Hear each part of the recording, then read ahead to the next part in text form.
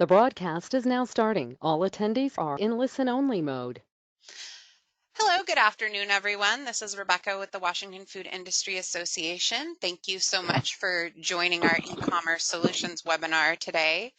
So if you've been on our webinars before, you know that we keep everyone in listen-only mode, and once it gets to a point where we start a discussion and asking and answering questions, I'm going to unmute everyone. So if you could please make sure that you are muted on your end so that once we start doing that, we're not getting background noise, that would be great. And if you have any questions while you're listening to the presentation, you can always type your question out in the questions panel or click on the little hand raise button so we know that you have a question for our presenter. And with that, I'm going to hand it over to Jan G. Good afternoon.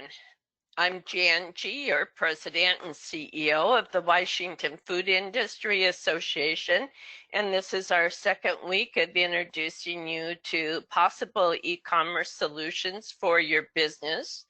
And we're excited today that the first 30 minutes of the webinar, we are going to have a presentation by Rosie, and then the second half, the next 30 minutes will be by IGA. So I want to turn this over to, excuse me, Nick Nikitas, and he is going to also introduce a couple of retailers he has with him to help with the presentation. And Nick, we appreciate you very much for being on with us. Take it over. Thank you, Jan, for that warm welcome. It's wonderful to be here to join the WFIA to talk about e-commerce solutions. We've got a great presentation for you today. I want to start off with a brief welcome. We'll talk about the current landscape of grocery commerce, and then we're going to be joined by two wonderful WFIA retailers, Dave Weber from Okanagan Market, as well as Sean Hoffman from Vashon Market IGA, to talk about their experience using our platform. We're going to open up for questions as well, so we can make this timely and relevant for all of our attendees. First off, a little bit on Rosie. Rosie is the most trusted, locally focused e-commerce company. We provide online shopping and delivery services to several hundred retailers representing thousands of stores across the U.S. Our mission is to help independent grocers win. We currently have 12 WFIA retailers using our platform, including Rose Hours across all of their locations. And we had a 900% increase of store signups during the pandemic versus pre-COVID period. It's been a really interesting time period for independent grocers across the country. We saw retailers do 3 times the order volume in March as they did in February, and retailers did about 15x the volume in April that they did in February. So it's just, e-commerce has moved from a luxury or a convenience service to something that's been critical to health and safety across the U.S. Rosie helps leading local grocers become stronger retailers by growing sales. We provide 4 things: e-commerce, delivery, shopper marketing, and data analytics. I'll provide a little bit more detail on that in a moment. Shoppers love to buy online from their favorite local stores with the same ease and convenience that they could shop on Amazon. Retailers, wholesalers, and suppliers love Rosie because we help them acquire new customers and grow revenue. I want to start off with the e-commerce piece. It's easy to use across your phone, laptop, or tablet. It's totally mobile responsive, and it's made for that independent retailer. It allows retailers to have a consistent brand that fits their store and change the content on the site with seasonally refreshed information just as often as they change and reset their store environment. It works for a 1-store operator, it works for a 5-store chain, it works for a 30-store group, it works all the way up to 100-store groups. We built this to make it easy and simple to manage, for a shopper to be able to place their order with the local store they know and trust. Now, we also make delivery easy. We provide delivery services through our third-party delivery partnerships like Postmates and DoorDash. We also enable retailers if they want to operate their own delivery services. In some cases, stores want to use their own trucks, their own drivers, in their own uniforms, and manage that customer handoff. We also have the ability to enable store employees to act as independent contractors. So we provide lots of flexible, easy options for that grocer to be able to bring their store to the customer's door. We also help with shopper marketing.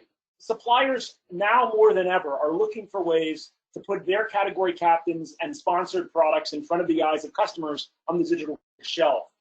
Brands provide Rosie with seasonally relevant content and marketing support in product categories that shoppers have the most interest. There's no action required by the stores, as these campaigns don't affect in-store promotions, but do grow online sales. And ultimately, the stores get a revenue share as part of this as well. So it helps to grow bottom line profitability. Finally, we provide beautiful reports and dashboards so that retailers can make better decisions online and in store. Everything from pick time management to customer demographics to understanding out of stocks and substitutions. We put all this powerful data right at the fingertips of the store. And you don't have to be a technical user to use it. It's all point and click, easy access to your information and your customers. Let's talk a little bit about the current landscape and what we've seen over the past several weeks as a result of COVID-19. It's really changed the way that customers have shopped with local grocers. Now, more than ever, online grocery shopping has become the status quo. Online grocery sales reached a new record high in April of $5.3 billion, up from $4 billion a month earlier. Driving the sales growth was a 33% increase in orders. There was a 24% increase in online grocery in May, which grew that to 6.6 billion. So we went from 4 billion in March to 5.3 billion in April to 6.6 billion in sales in May. And 41% of shoppers are spending more each week on groceries than the pre-pandemic. So you're looking at just a massive increase overall in the industry as more customers, we're now operating e-commerce in a woke market. Customers are now adopting faster than ever. Major brands are continuing to focus on e-commerce. Kroger announced a 92% surge in e-commerce in Q1. Kroger hired another 100,000 workers in April and May, investing $700 million in providing new career opportunities around e-commerce. And Walmart's online sales surged 74%, lifting sales by nearly 9% overall from February to April. This growth has not just been reserved for the major chains. We're seeing this growth across independents around the country. Our retailers saw a 375% increase in average revenue per store. Shopper conversion increased 4x versus the previous 4 years. There was a 103% increase in first-time shoppers in Q2 over Q1, and a 222% increase in second-time shoppers in Q2 over Q1. These are unheard of growth numbers. This is really that hockey stick that's allowing grocers to reach the next level. I want to share a little bit on the demographics we're seeing. 85% of online shoppers are female, 15% male. Look at the age of the household. 35 to 44 leads. No surprise there. Traditionally been the largest segment of online shoppers, but 65 to 75 becoming the second largest segment is a real change in behavior. Prior to COVID, the three major customer groups that you see shopping online were young families, that's the 35 to 44, working professionals, and the mobility impaired, typically 75 and up. 65 and 75 those were traditionally in-store shoppers, and they're now adopting faster than ever. Household of 2 leads, 4 is second. Seniors are placing a greater percentage of orders than ever before. 65 to 75 is now growing faster than the millennials in the 25 to 34 age group. Let's shift over now and hear it from our WFIA retailers. I'm joined today with Dave Weber, General Manager and owner of Market IGA stores in Kashmere, Quincy, Grandview, and Okanagan, IGA, and also Sean Hoffman, Manager of Vashon Market, IGA. Welcome, Sean and Dave. Can you hear me? Gotcha. I can hear you. Can you hear me? Yeah, you guys are great and good to go. Thanks so much for being with us today. A few questions that I wanted to ask that we can kind of share your experiences with the group. Let's start with you. Let's start with you, Dave. You've seen an 832% revenue increase April 20 over 19, and a 961% order volume increase over that period as well. You've been online since 2018. Curbside pickup. The emphasis has been on pride and commitment by team members. Can you tell us a little bit about your store? Yeah, we've got Rosie going in 2 stores. Our store up north in Okanagan, and then down here in Kashmere. They're similar markets, smaller, rural. originally when e-commerce came about, didn't know if it was going to work in our type of market, but took the chance. Sat in Fred Meyer's parking lot, watched about 35 orders go out in a half an hour, and decided, gosh, we got to do it. So we kind of took the leap and jumped into it. So it works in a smaller market area as well. Awesome. Thanks, Dave, for the intro. Let's go over to Vashon Market, IGA. Sean, you've seen an 829% revenue increase April 20 over 19 with a 958% increase in order volume. You've been online since 2018 doing curbside pickup. Tell us a little bit about your store. Once again, we're a smaller market in a smaller store in a smaller market on Vashon. It's kind of rural. I don't know if anybody knows Mike Trask, but Mike really put this thing together and kind of said this is the way of the future. And we kind of agreed with him, having seen my daughter use it at Fred Meyer quite a bit when she doesn't live on island. But and we joined up, and to be honest, it was very slow until the virus hit.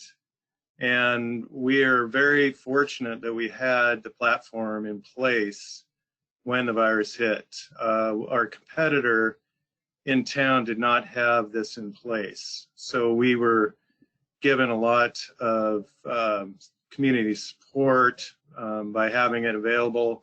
Our lead time was, you could order it and pick it up in 3 or 4 hours, versus our competitor had a 14-day wait on order pickups. So we're very fortunate to have it, and it's working out well. Awesome, thanks, Sean. Tremendous story of agility there and ability to respond to this pandemic. Let's go to these questions. Starting off, I think you guys both hit these, but I want to dig a little bit deeper. I mean, bring us back a little bit to the perspective of when you were starting out. I mean, when you guys started in 2018, 2 years ago, not everybody was doing e-commerce. It sounds like you were kind of thinking about it from a competitive standpoint. How are you thinking about it now? Like, why do you see, why do you see e-commerce being essentially your business, and how are you thinking about it today? You want to go, Dave or David? Go ahead. Okay. I guess some interesting things have happened since our competitor didn't quite get going as quickly as we did. It's not only an opportunity for the customer to order and pick up. That's a major component, of course, but also it kind of showed the market what we had available at our store for a lot of folks that had never been in our store. I got certain segments, the natural segment, produce, different departments really got a nice kick when I attracted the shoppers from the other market.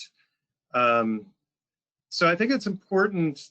Now, granted, we're not seeing the volume that we did at the peak of the COVID now, but I think it's steady, and I think it's a platform to display your goods. It's like window shopping for people, and showing them what we have available. Even if they don't order online, they can browse, see what our prices are, see what the ads are. It's just another tool, and I think we're very fortunate that we were able to have this available when we did. So, looking back in 2018, it was a big risk, but us grocers, we're willing to try anything, and so we're glad we did. It worked out. So, David, anything on your end? Yeah, so when you talk about risk too, I mean, that was going into it, that was my biggest fear was, gosh, what's this going to cost? Do we got to have these neat, cool freezers up front and these coolers to keep product cool before the customer gets there? Golly, you can kind of start at your own pace.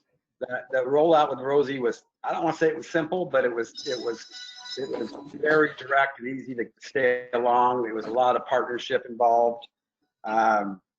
but the risk was worth the reward. I mean, obviously when the COVID hit, I mean, it was nuts. Currently right now, as things have kind of settled down a little bit, I'm probably doing about 70 orders a week between the two stores. It's not a huge number. I'm happy with it. I'm really happy that I had it. I think we got a second wave of opportunity as well when we go to masks required for all customers. We're going to have people that are going to refuse to do that. And I think this Rosie online shopping is going to be a great avenue. In fact, I had a lady today signing up and checking into it because she's going to refuse to wear a mask. And so our timing was impeccable, and you know, we look like geniuses today. Well, that's great. That's great, Dave. Thanks to you both for sharing your stories. Can you give us a little bit on why did you pick Rosie as your e-commerce partner? I mean, there's lots of different e-commerce options out there today. This webinar is kind of helping WFIA members make that selection. What stood out to you? Why did you pick Rosie as your partner? Well, I'll take that. We went out to Westport and I outfished all you guys from New York, number one. No, I think the biggest point of contention for me was sponsor event. So I think the biggest thing though for me, and when I listened to some of the things before we actually signed, was you weren't hooked up with any national retailers. And as an independent grocer, that is so important to me, the loyalty and things that you can share as an independent. And that was one of the biggest things I picked up on is, you know, you're here with us, we're partners, and you're a big company, you've got a lot of stores going on right now, but you know, you've picked the right group to center with, and that's the independent retailer. Yeah, I'll ditto that too. And it is kind of funny that we met out fishing, where I happened to catch the biggest fish of the day. So, what struck me was you and your team's enthusiasm. Also, I ditto what David said too about looking for the independents to service. We had another third-party vendor that was going to provide a service. I think David and I both lost about $2,000 in that one because of the lack of follow-up, that we didn't hear back from them. They never pursued it. They got their money and they left us high and dry. You, on the other hand, you and your team were very enthusiastic, and you got into the details of what's going on behind the scenes, and what the future is going to be like, and how we're going to improve the system. And it seems like you're not sitting on your laurels or resting on this thing. You're looking at the future and how you're going to build it to make it even better in the future. So that's what kind of struck me, was how you guys performed. Thanks, guys. I mean, I couldn't agree more. I think a lot of the philosophy is, like, when you look at independence, one of the core defining characteristics of an independent grocer is adaptability. I mean, independents are constantly adapting to the market, getting really, really super close with their shoppers and customers. And I think we look to model that behavior in our relationship with our retailer partners. You know, we don't know what the future is going to bring, but we know that it's going to bring change. And those that are willing to adapt are going to survive and thrive. And so we want to stay really, really tight and close with our retailer partners and continue to evolve the platform now and in the future.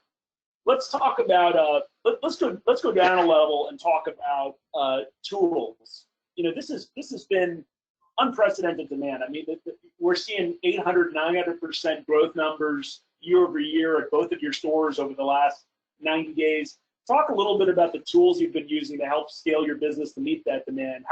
What have you been using? Sean, I want to start with you. If you could talk a little bit about the point of sale order injection and how bypassing the checkout lane, and then we'll flip over to David. Well, yeah, it hit us hard and quick. There's no doubt about it. And we hired 3 or 4 people immediately. My son was working 16 hours a day, and I was working a lot of hours. The whole team here was working a lot of hours. And even my daughter, who doesn't work for me, came in and put in 3 or 4 hours a day for us too.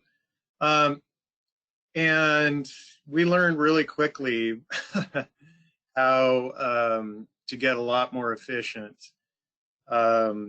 So the first thing we did was we ordered the Chromebooks with the gun scanner, and that helped tremendously. We were using paper copies. When you do 2-3 orders a week, it was pretty efficient that way, just using a paper copy. But when you had the gun in your hand and you scan the item, there was no doubt whether that item was correct or not, if you picked the right item or not. That helped us quickly. And it sped up substitutions, which were more difficult if you had paper. And then the real bottleneck for us, when we had one day of 47 orders, 21 deliveries, and the rest pickups, the trying to go through a check stand was a huge bottleneck, especially when we were using paper copies and trying to do substitutions, and then our pricing was different than what came up on the POS, and then making adjustments. Charlie got pretty clever at how we could do workarounds on that, but that was something that I couldn't handle, the amount of bottlenecks in getting through the check stand. We had 15 orders lined up and getting them through there. So we did the order injections back into our POS system. As you complete an order picking on the aisle, you can it will record it and put that data back in our POS in the back office, so that we bypass the check stand completely. It also avoided all the confusion of one-day pricing on ad day. Say we were picking some delivery orders for Wednesday and we were picking them on Tuesday.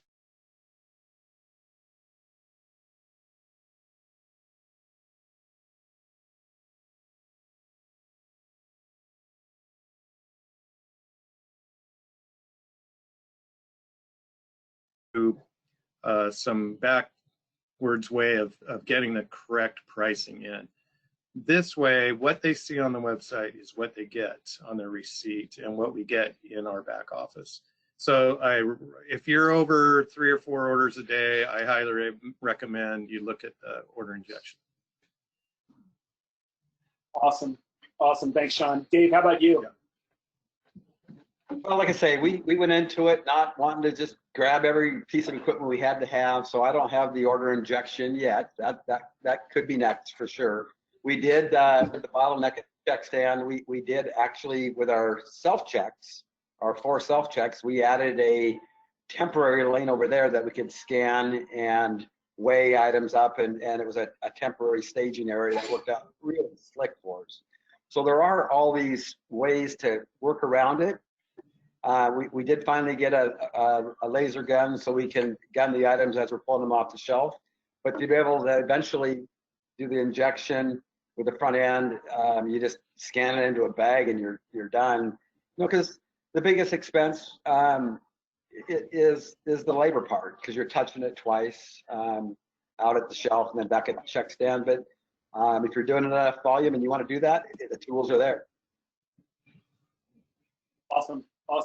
Let's do our last question, and then we'll open it up for any audience Q&A. For retailers who are considering offering online shopping today, what advice would you give them? We'll start with you, Dave. Well, again, I was way overthinking it at the beginning, and it was a lot. But again, I really was. Biggest thing I could say from the beginning was the way Rosie walked us through it. Again, lots of work. You want to put somebody in charge. You want to have a captain. You want to have somebody that's steering the boat and doing all the key strokes and because there is some work. Yeah, but gosh, it was great. I mean, it was can tight and a great program. Sean, how about you? Yeah, to be honest, we didn't do it as well as David. we didn't put enough time into the onboarding. that we should have, and it'll make a huge difference for you guys.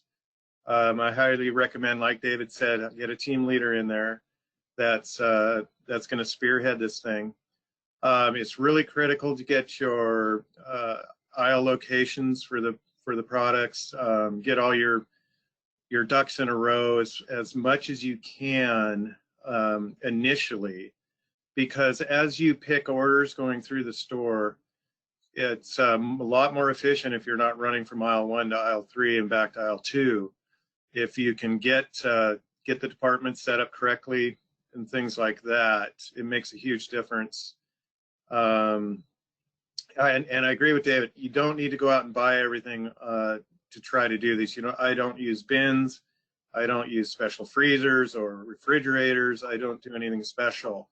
I use a felt pen and paper bags, and I have the walk-in freezer, meat freezer, and the walk-in meat cooler, and I have some shelving in there.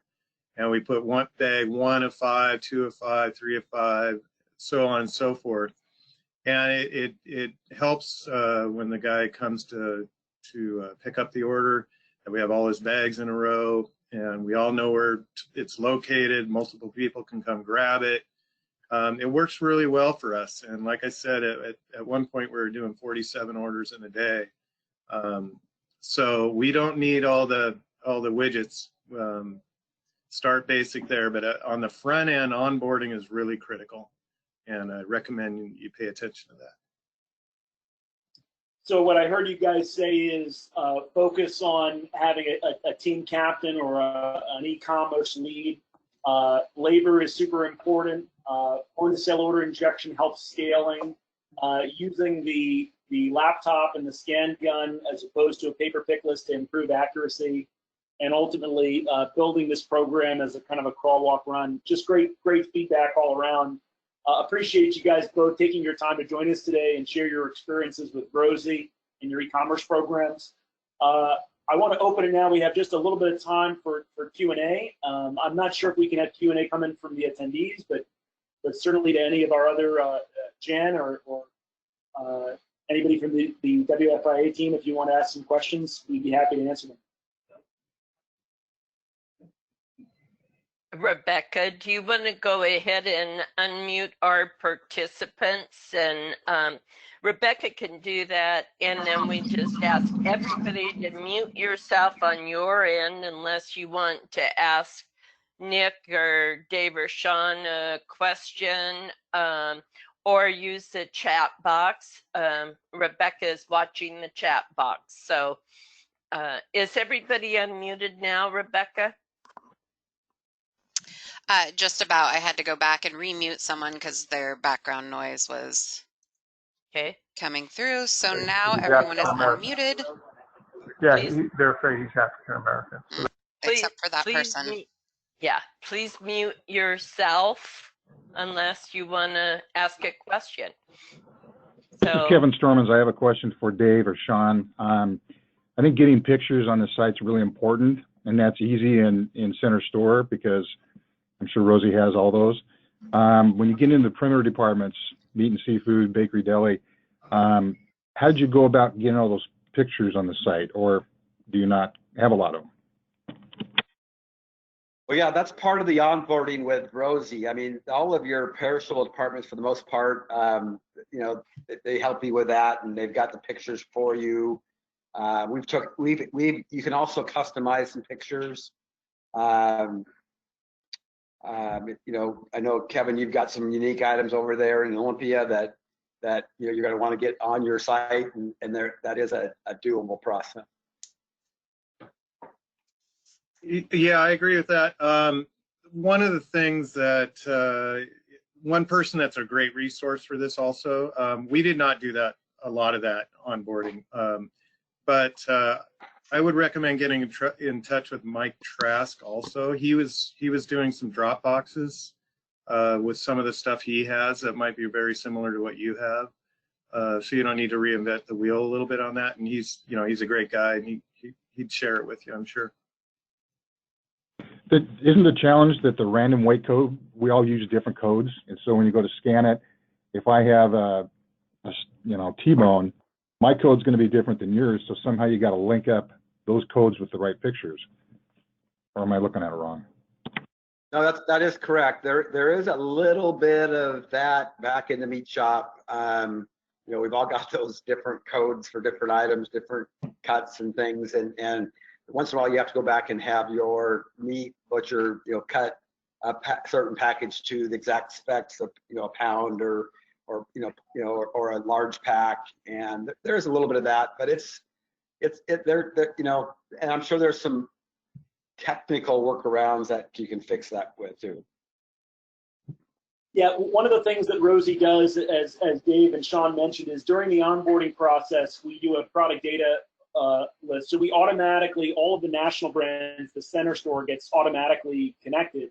And then we have a mapping process where we'll basically map your meat, deli, seafood departments back to our high quality images, product descriptions, and names for the perimeter. What the store ultimately needs to help us with is anything that is a store specific item, catering products, anything that is kind of a house-made product that we wouldn't necessarily have images for. But we do have images, descriptions, categories for your meat, deli, seafood, and other perimeter items. And remember too, when you're doing this, that you've got your slots where, you know, you can have 3 to whatever in an hour slot. And as you get busier, you can add, you know, slots to those times. You got to add some staff. So it's not like it's just all there and you get hammered at 1 o'clock on a Friday afternoon. It's regulated. You tell it how many slots you're going to have for each hour. So Nick, we have 3 more minutes for your presentation. So are there any other questions here, Rebecca? Yes, there's one question in the question box. It says, what did both of you settle in on for charges to customers for this program? David, you want to go first on that? Right now, yeah, go ahead. Right now, we're just doing, we're not doing a whole lot with that. I still feel like we're in our infancy, and I don't want to get too carried away there. Got to cover some labor, but anything under $135 or $125, something in that realm, it's a $4.98 charge. That's all we're doing. As I get more information from what Safeway or a Fred Meyer's is charging, I think they've added a fee on at the shelf for each item. Down the road here, that's probably the next step for me, is to add some benefit in it for us. Yeah, I run the same fee structure as David, and for deliveries at Vashon, we charge $7.98 below $130 on your order. We as a group at IGA decided not to go with online margins at the beginning because of food stamp rules in Washington State. And it sounds like the rules have changed or adjusted a little bit. I would recommend that you seriously consider an online margin to make up for the labor costs. And I think we as an IGA group are going to kind of put our heads together and see. You can also do the online margin by department. So, and ad items obviously wouldn't have a margin on them. But I think that's the next step for us as a group to come up with a strategy on that to cover the labor and the costs and all those fees that Nick charges. So we're got to make up for it somehow that way. Also, I'd like to throw one thing in. We found that cut down your number of orders in the morning, possibly on pickups, to give yourself a little bit of a head start in the morning to get things together. We do process some at night beforehand, but it's nice to have a little bit of a cushion in the morning. So we cut back 1 or 2 number of picks in the morning hours, just a FYI. So thanks a lot, Dave and Sean. Nick, you've got your contact information up here on the screen, but in looking at that, I also notice it says that cannot distribute this PowerPoint without written permission from Rosie So is that prohibiting us from posting this presentation on our website? No, we're happy to share with this presentation with the group as long as that's okay with Dave and Sean. Dave and Sean, it's okay with you, right? You want our other WFIA members to learn from you guys.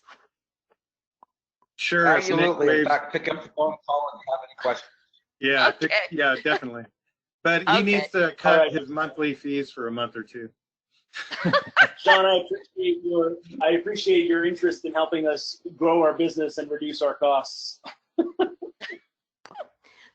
Well, you know, Nick, thank you so much. It was a great presentation, and Dave and Sean, it was great to have you share too. And so we want to thank you, and we're gonna then shift over to our next presentation. Any last comment, Nick?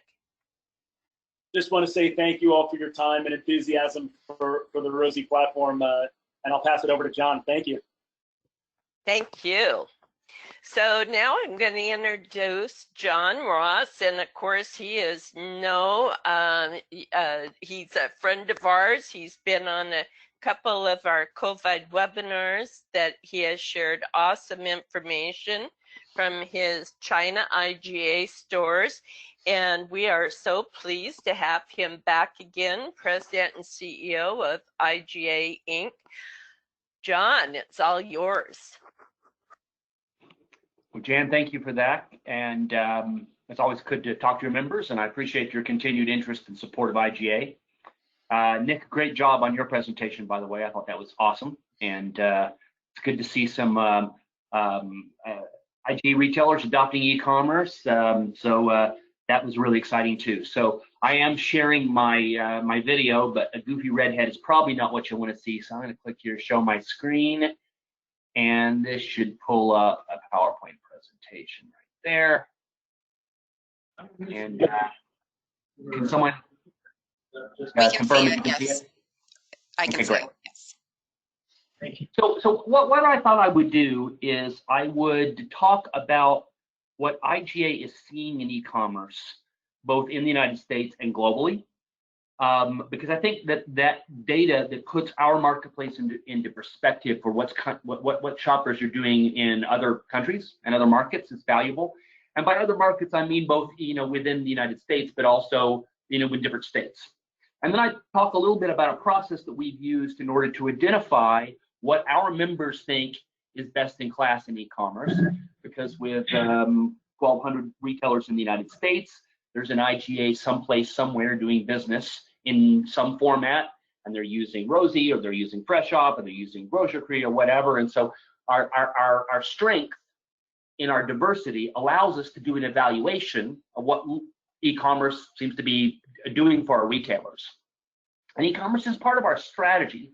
So if you look at every presentation that I've given since I've come on board with IGA, we're on this path to create a digital connection between high service, high trust brand like IGA and shoppers.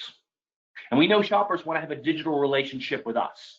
And whether that's through something simple like digital coupons or email programs or simple loyalty systems, or something much more complex like a national ad or a program involving e-commerce, we want to ensure that every retailer has both a physical and digital connection. And if we don't do that, if we can't help facilitate that, then we're not doing our job, because our job is to ensure that this 100-year-old cool brand survives and thrives for the next 100 years. And you can't do that unless our stores increasingly have both a physical and digital connection with their retailers. Now, we all know that the last few months have been insane, and there's been a lot of kind of crazy stuff that's happened. Can you guys still see my screen? Hope so. Yes, we can. We can. Yeah, okay. My computer flashed there for a second. Don't know what it's doing, but no, if you look at what's been going on, so coming into COVID, so if you look at 2019, the industry was running somewhere between, and the studies are varied, somewhere between 2.5% and maybe 3.3% total e-commerce penetration. That was not homogenous. There's a lot of unusual categories in there that were driving e-commerce penetration, and a lot of that was driven by pure online plays like Amazon. We've been keeping an eye on those numbers. Now at IGA, a large number of our stores are connected with a T-log file that allows us to see their percentage of sales, and so we've been tracking how those stores have been behaving and what categories are up and what's down. And then we've been putting our industry into perspective with other industries, and you can see here that there's some industries out there where the business is well over 50%. I spent much of my career in home improvement, and although it's not on this, you could probably lump it into that furniture and home furnishings category, 25.5%. We launched Home Depot into e-commerce in 1999, which in the e-commerce world, that seems like ancient history, doesn't it? It's just crazy that was that long ago. And we were certainly early into the space of e-commerce, and we launched for a B2B and a B2C site, and Home Depot's been at it ever since.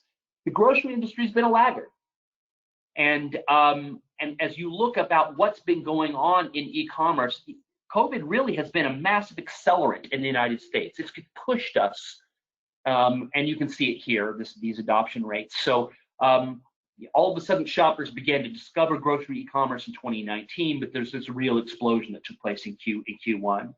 So the questions that ask is this a phenomena that's only going to happen during a crisis where shoppers are concerned about feeding their families? Or is this some sustained new way of shopper behavior that we're going to have to serve over the long term? What's it really mean? So I looked at some other data, and I looked at data going on in other industries. And you look here, some of these industries have much higher penetration of e-commerce, and some of them didn't change at all. So about a third of business in jewelry has been done online for the last couple of years, and that hasn't changed at all because of COVID. But you can see in some of these other characteristics where there's pretty significant changes, and in many instances, major reductions in spending. And you can see the red line there being the 2020 Q1 data. You can see, for example, some declines in purchasing. So COVID certainly has changed American shoppers' behavior. What about globally? So we looked at what's been going on in China. Now, our stores in China have been e-commerce enabled for longer than most stores in the United States. The Asians embraced e-commerce and digital technology faster than a lot of retail did in the US.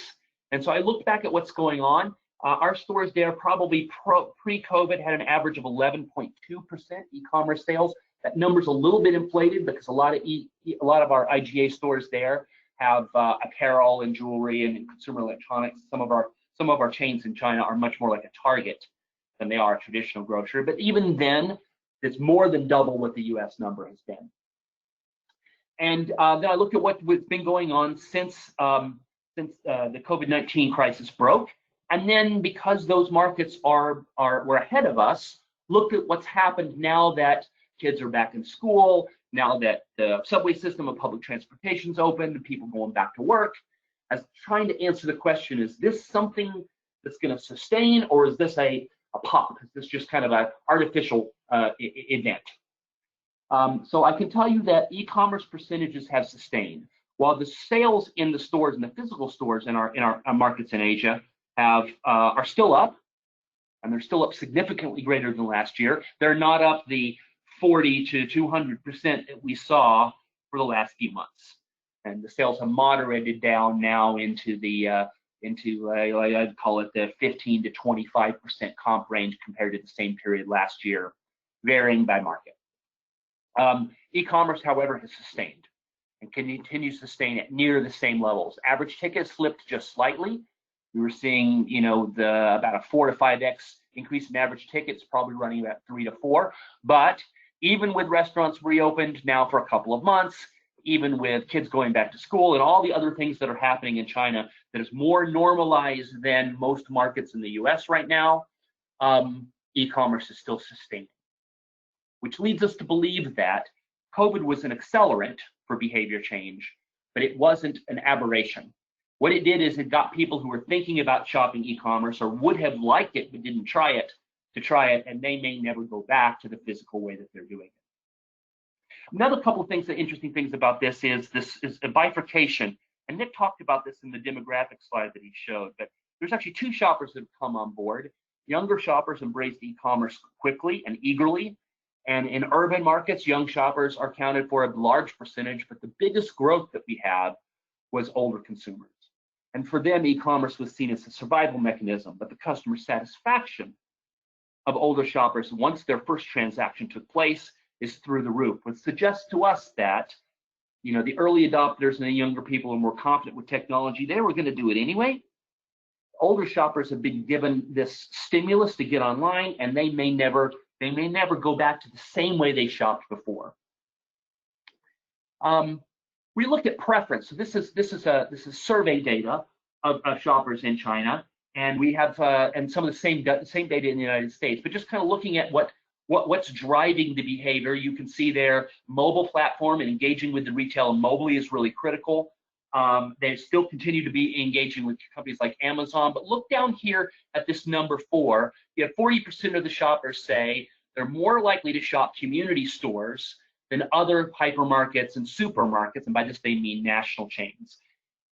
Think about this one for just a second. You know, when I was wandering around the U.S. in my first year in this job, talking to U.S. retailers and saying, are you online? Are you getting e-commerce? Where are you going with this? I heard often they would say, well, I'm not sure it's going to work in my market. Or we're kind of a smaller market, or this is a smaller community, or whatever. And there's a lot of kind of generalizations about the fact that shoppers really weren't interested. And then when Kroger and Safeway and the other big retailers started getting on, I heard a second thing from retailers where they would say, well, you know, we may be too late. Right? And in fact, what we're learning, both in China and in other markets and in the US, we're learning that shoppers' expectations about their favorite grocery store include digital. Let me say it a different way. To the shopper, it's not technology, it's not some new thing. To them, giving them a second way to shop your store is good customer service. And they will say, I expect my retailers, my favorite retailers, to have e-commerce, and if they don't, I'm disappointed with them. And that's a change in thinking, I think, for a lot of retailers that saw, you know, do I get into e-commerce or not, as kind of this big transformation of the way they operate their business. The tech is different, and certainly you have to learn how to pick and pack, and there's a lot of other issues you have to learn, but at the core of it, it's really nothing different than great independents have been doing for the last 100 years. So we figure out a great way to service our shoppers. And if those shoppers want something new, like salad bars, or they want pizza ovens in our stores, or they want to buy sushi, we figured out a way to deliver that, and this is no different. And getting your team together and rethinking e-commerce and the e-commerce challenges as a new level of customer service. And see customers come and say, you know, I need you to serve me differently. I need something new from you. We'd figure out a way. A couple of other things on this. Price sensitivity amongst e-commerce shoppers is much, much lower than it is against every other shopper demographic, where convenience and safety are really the keys. We haven't had a long time in our industry as independents where we could say shoppers are demanding some services from us where lowest possible price doesn't have to be the leading story. And that's really good news. And then these two last things, the shoppers, because safety and convenience are an issue, what they want is their local retailer to provide all the cool quality that they've come to expect, but to do it in a modern and a digital way. And let me reinforce this point. They would prefer to be able to buy from their local store than from an Amazon or a Safeway or a Kroger or whoever the national retailer is, because they believe your stores are going to maintain the high quality produce, meat, fish, all the things that you do, and service them well if something goes wrong in a way that they do not trust the national retailer. This is a gift, guys. This is a gift. And if you've been sitting back worried about e-commerce or worried that, you know, it may be right for your marketplace or that somehow your shoppers aren't ready, I can tell you, just please let all of that go. Your shoppers are ready. They want you to do it. This is just another look at the same data. And ask shoppers, you know, after COVID, what are you more important? What are you more likely to be interested in it? And look at the number 5 answer down there, shopping in closer neighborhood stores.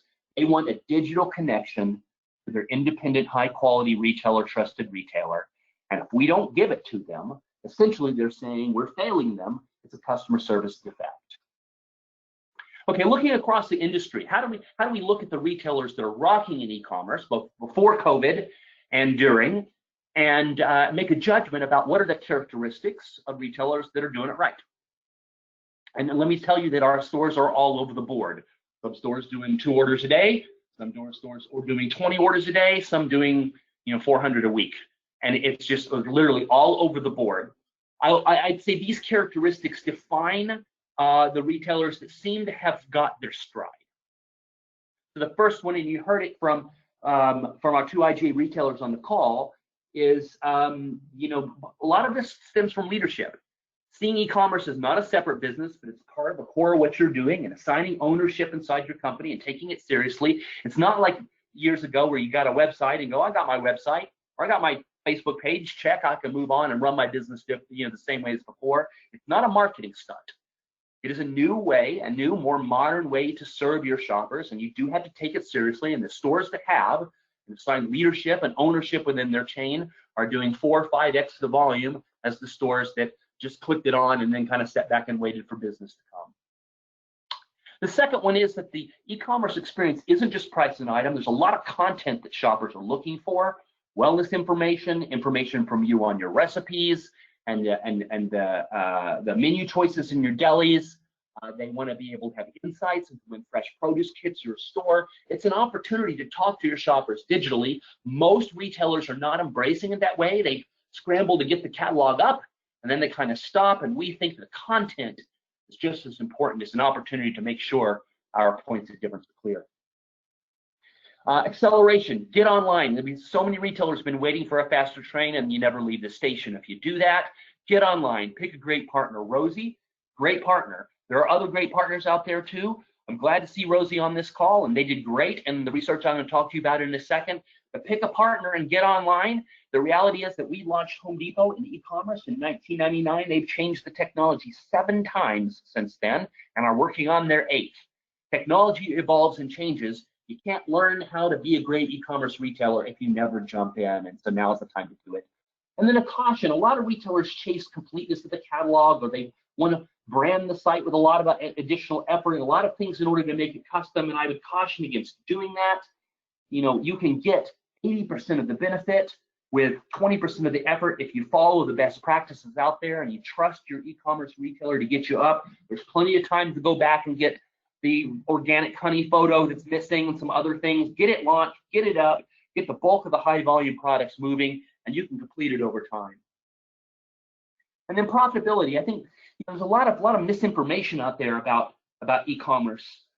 E-commerce shoppers, if you took them out of e-commerce and you just put them into a segmentation and you said, who is my best customers, you'd be very, very, very proud of your e-commerce shoppers. A third of them are net new.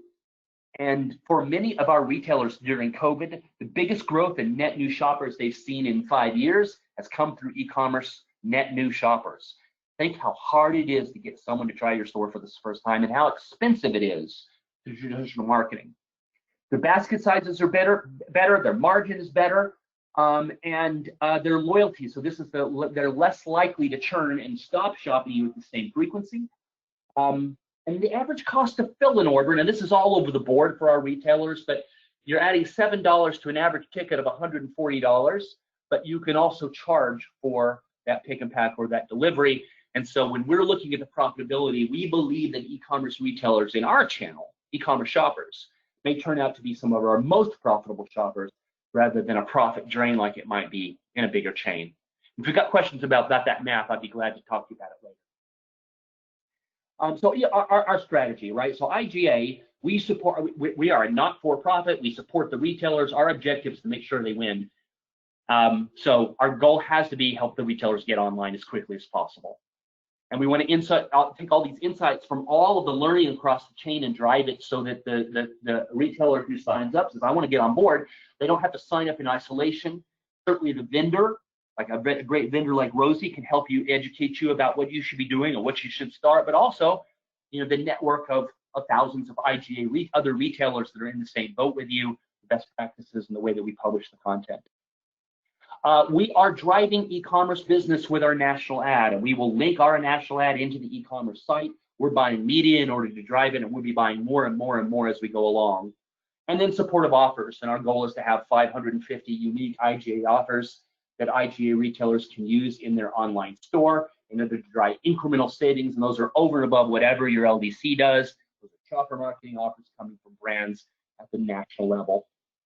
Now, we support our LDC programs, and if you're with UNFI or you're with Zudos, or you're with I guess who would it be, CNS, sorry, CNS, and you call your wholesaler and they've got a great program that you really love. Your wholesaler has often a lot of resources to help you get up and launched, and there would be my first stop. Some wholesalers don't have as advanced programs. IGA's got support for those same programs as well, and we work with the wholesaler, not against them. Our goal is to get every barrier out of the way, so low as possible fees, no setup fees, integrate your print ad for free, replace the website so you don't have those costs. We want to take every barrier away to get the retailers up on e-commerce in order to get it moving, and a lot of that involves content. So if you follow IGA, you know that through the IGA Minute and IGA.com and the social media platforms, we produce a ton of content. We produce recipes and wellness content, seasonal content, COVID-19 content. We're producing content like a machine. That's content that's often very difficult for an independent to do on their own. We see it as our responsibility to do it, and we're doing it in spades, and we will continue to do that at an accelerated rate. So the e-commerce experience for the retailer isn't just boxes and price and item, but it's also additional information that makes them feel confident that everything that makes our store special when you shop it physically is just as cool online. And that's all available to our members for free. And then, that also includes things like not only these embedded videos, embedded content, but also making sure that we work on recipe content. If we're giving them recipes that they can sync with whatever platform that you have, it's Fresh Shop, it's Rosie, it's Grocery Key, whatever, and making sure that we're adding savings in so that the savings can be integrated with the ad just as easily as any other kind of offer. Now, the other service that we offer is the benchmarking, and we embarked on a solution to look at all the modern e-commerce platforms in an RFI process. And Rosie and 9 other wholesaler, 10 other providers participated in that to help us look at all the services that they provide, and we judged them on completeness of catalog and ease of use, tactical support, what happens when something goes wrong. And we did this exhaustive research program, including interviews with stakeholders about what their experiences are with each of the vendors, looked at the profitability in the models, and then tried to identify best-in-class partners. Of course, there's a lot. I know you can't read all of this, but overall, e-commerce providers did pretty good. And most of them got a score of, our average score was 8.8. Well, that tells you that you have choices as a retailer. You have choices. If the average score of e-commerce providers is in that 8 range, well, then you probably can't go wrong if you're choosing one of the other partners. I can say that Rosie did very, very, very well in this study, in the research that we did. And we narrowed it down to 3 of those providers, and we're trying to work on the final details of how we can ensure that we get our content flowing, that we can link our national digital ad into the ad, and that we can keep it going. And of course, with all the rational metrics, you have emotional well, and we may make sure that we got the voice of our retailers involved, so that as IGA helps retailers negotiate the problem, the retailers feel like they've got someone besides just themselves to make this decision. The LDC is a partner, we're a partner too, in helping to make sure that you make the safest, best choice. Now, I think many of you heard me talk about before. If you haven't, you'll know that over the last year, we started back in the fourth quarter of 2018, we started a national digital ad. And what IGA does is we buy media nationally in order to promote offers for our retailers, just like any other national retailer. So with 1,200 stores, kind of a national distribution, we fit the bucket of national retailer for Kimberly-Clark and P&G and Smuckers and all of them, right? And by providing them a single platform that allows them to take their shopper marketing, that does not compete with trade, doesn't compete with the funds that your wholesaler gives you, but then shopper marketing that would have gone to Target or would have gone to Walmart or would have gone to, you may be a power regional, but chances are, you get down below Safeway and Kroger, those funds kind of stop there. We've got into that bucket, and we're now getting offers for our retailers. We buy the media, they give us the offers, we push them out, and off we go. Our mission with the ad is never to stop. So we're at 24.5 million impressions on that ad and growing. And the way the ad works is we do national content, but we have the ability to bring in local content and regional content. And basically, it's the opportunity to put 500 different kinds of offers, whatever you're doing locally, whatever we're doing nationally, and squeeze them all into the same experience so that consumers can engage with our stores digitally without the retailer having to do anything. To facilitate digitization of everything that you do, and to do this at no cost for our retailers. And John, then, this is a five-minute warning. Yeah, I only have 3 more slides. And Okay, of course, the point of it is to provide that experience so that when the shopper sees what you've got on sale locally, or what we are promoting nationally, or what the wholesaler is promoting, and regionally, that we can connect that back to whoever your e-commerce provider is, and to do it in a way that's a seamless transaction so that shoppers can discover you digitally and shop you either physically or electronically, and to do it at scale. We're on this journey right now, and the core of the journey spins around 2 promises. So the first one is that we work with both the wholesaler and the retailer to ensure that their brand wins. And the second one is to ensure that the strictest data policy on behalf of your consumers is in place. So it's your data, it's your shoppers' data, and we will help you to ensure that your data contract, your data privacy rights protect you and protect them, so that at no point in the future will you ever be at risk as a larger and larger percentage of your program becomes digital. All right. Last thing I want to talk about is the challenge. So we are today in an environment where most retailers are not on e-commerce. Most independent retailers. We believe that less than 25% of IGA retailers are online. And we've got to get that from 25% to 75%. So whatever barriers exist, whether you're an IGA retailer, or whether you're an NGA member, or a member of this fine organization, right? We'll do everything we can to help you. And that includes access to any of the scoring data that we did. If you want to have dialogues with us about the best practices that we saw, again, whether you're an IGA retailer or not, we'd be glad to share. We have training videos on the IGA Institute that allow you to train your associates and to train your leadership team about best practices in e-commerce. Everything from how to handle a customer complaint to opportunities for streamlining your services. And then of course we've got visual merchandising, all with IGA logos on it, but you can steal the ideas liberally. Because our mission in IGA says, I'm supposed to help independents succeed and thrive against the national chains. It doesn't say they have to have an IGA logo on the front of the store. And if we can help independents to win, right, then a bunch of them will become IGAs anyway. So it'll be great. And we have been growing. It's been a great time. But at the end of the day, we are an asset for all of you. So in any way that I can help you, count IGA in as a partner. And don't be bashful if you're not an IGA today. We'll be glad to share any and all of our assets and resources with you. And with that, I'll end my formal presentation. Thank you so much, John.